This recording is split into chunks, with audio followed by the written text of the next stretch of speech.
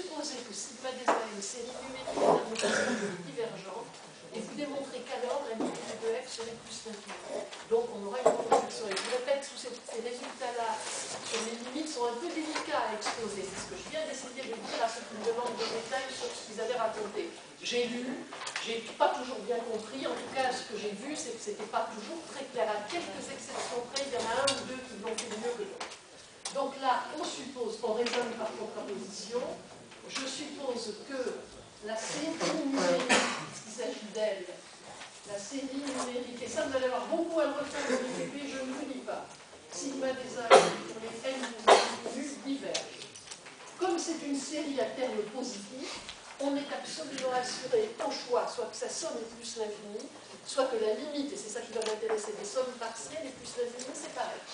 On a donc au choix, si elle diverge, puisque série numérique à terme positif, puisque série donc à terme positif, je vous répète que c'est 10 fois la même chose, mais que c'est de ça dont je vais avoir sérieusement besoin, la somme pour les n allant de 0 à l'infini des AN, je fais un raisonnement par l'absurde. Je vais vous démontrer que si je suppose la série diverge, alors la fonction tend vers plus l'infini. On se demande ce qu'il faut au fond pour ne pas être en train de le copier, ça, hein, déjà. Donc, AN est égal à plus l'infini, ce qui est équivalent à la limite, quand n tend vers l'infini, de la somme pour les cas allant de 0 à petit n des AK égale à plus l'infini. Ce qui s'écrit.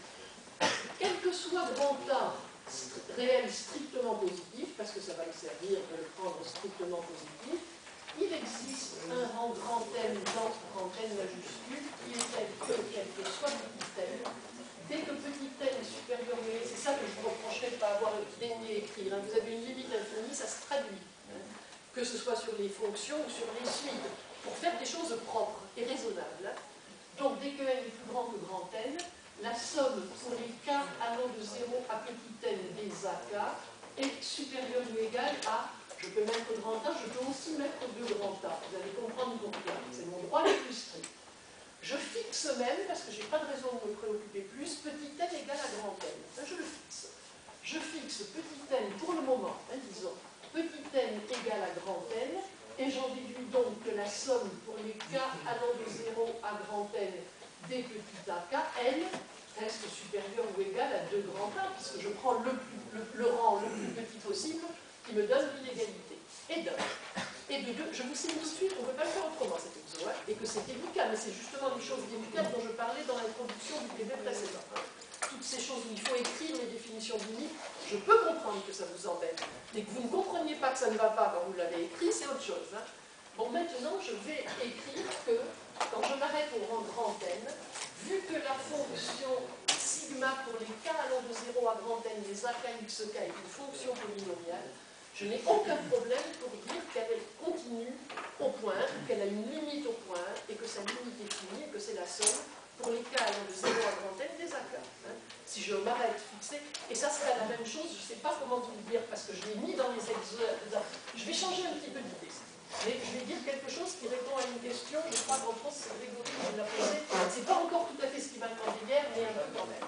Je vous signale que je change de disque pour le moment, mais juste pour vous parler de limite en X dans R1, si je peux dire.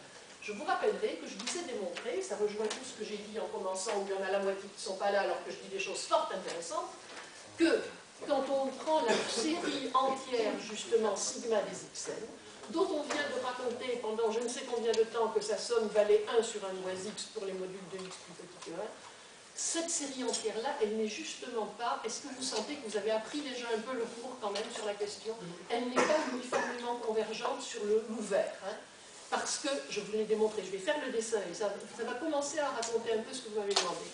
La suite x d'un xn, elle forcément